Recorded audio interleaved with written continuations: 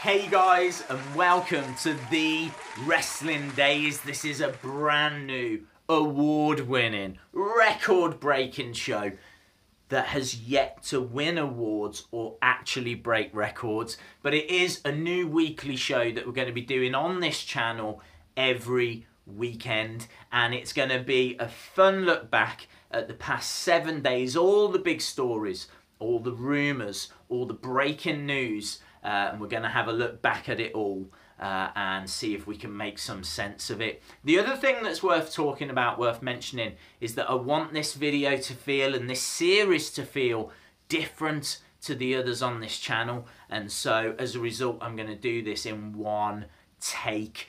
Anything could happen. So that gives an element of danger that I think is always there on the Wrestling Daze channel, but really now comes to the forefront. And if you want to talk about danger, let's go back to Monday. Let's go back to Monday Night Raw and the moment that the ring collapsed. Now, so many questions. Like, first of all, why does this keep happening? And why doesn't it happen during the Royal Rumble or during the Andre the Giant Memorial Battle Royal? Why does it only seem to happen during Big Show matches?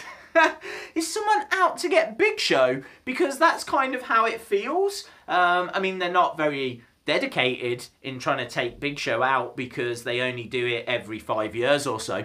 But when they do it, they really go for it. It was a wonderful moment when the ring collapsed. I mean, as I said, they did it really well. Maybe, though, Big Show should start thinking about, have you had an accident at work?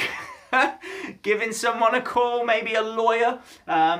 Certainly someone that should be making that phone call is referee and now online sensation, John Cone. Twitter was abuzz, absolutely alive with activity over the antics of John Cone. If you watch the clip when the ring actually collapses, you can see that John Cone takes quite an unexpected trip. He takes one hell of a bump in the background. And, you know, this led to the likes of Zack Ryder on Twitter saying and calling for Cone to go in the WWE Hall of Fame in 2018. Dragon Blade on Twitter called him a fighter, a patriot, a survivor, and a legend. I was really interested to see what Cone had to say. You know, was he all right? What's the latest on John Cone? So I jumped over to apparently his official Twitter account, only to find this. Need a car wash? Want to play volleyball?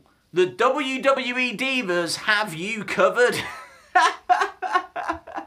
When John Cone does actually come around, can someone tell him about the women's revolution and the fact that that maybe isn't the best tweet to have as one of your most recent?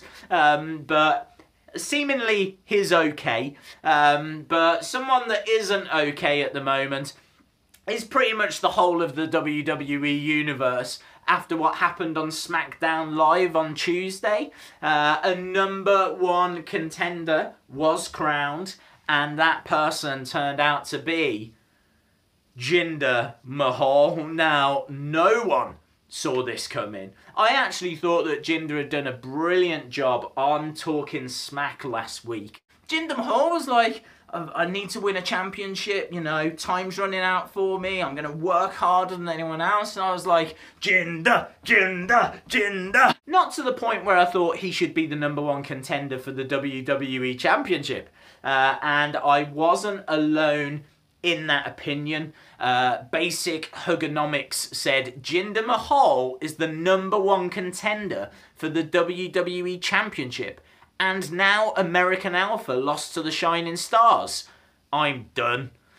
WWE Logic said, you know SmackDown Live is a land of opportunity when you see Jinder Mahal and Mojo fighting to get a WWE title shot. But my favourite tweet is from a ... wrestling fan who says Jinder Mahal facing Orton for the WWE Championship. Drew Galloway facing Rude for the NXT Championship. Come on, Heath Slater, baby! Heath Slater against Brock Lesnar. That would then mean that we've got all of 3MB competing for the major titles. 3MB, 3MB, 3MB. Who knew that they were this massive stable in the past? Just waiting for their moment. So much credit to those guys. And obviously much credit to Jinder Mahal.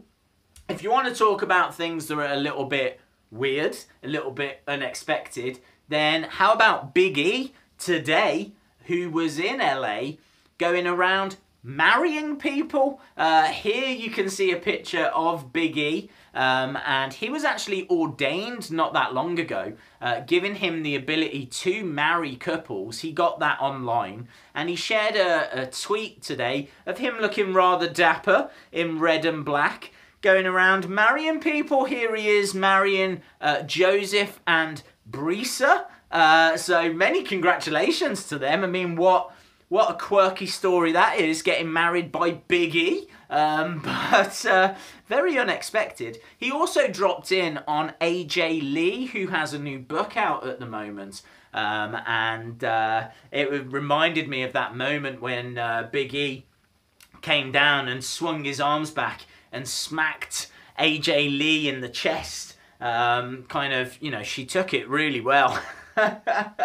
She took that bump better than John Cone did when the ring collapsed. Someone that's not faring that well at the moment, though, is Dean Ambrose. And if rumours are to be believed, then WWE officials have had enough.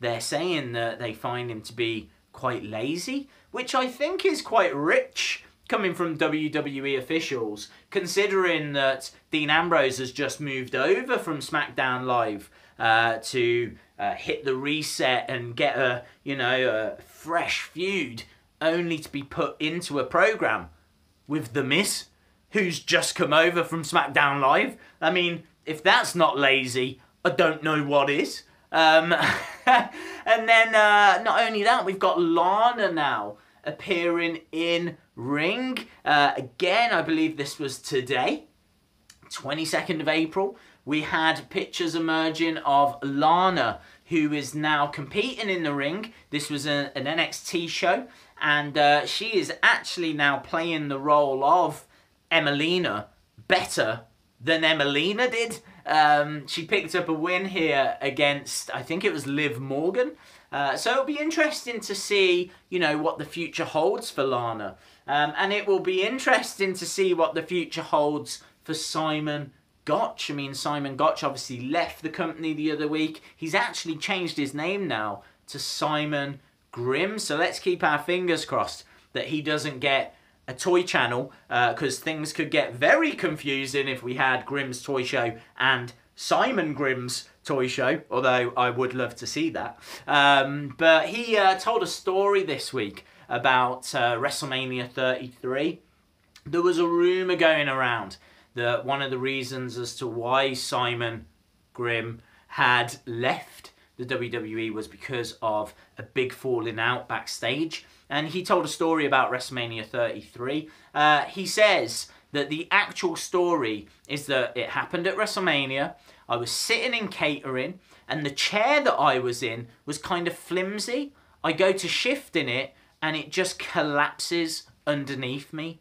Being a ham, my immediate reaction was to demand someone pin me. No idea. Someone pin me quick. This guy comes over. I think he works for us. I didn't realise he was a local technician and not a WWE technician. And that's the problem. If the technicians are now backstage messing around, playing wrestler with the wrestlers, that's why the ring's collapsing every 2 seconds, because no one's actually paying attention to what they're doing when they're setting up in the morning. So, yeah, I think there's lessons to be learnt from this week. And that's it, guys. Thank you very much for watching. If you enjoyed the video, please give it a like, leave a comment below, and hit subscribe, obviously, if you haven't already. And don't forget, stay focused.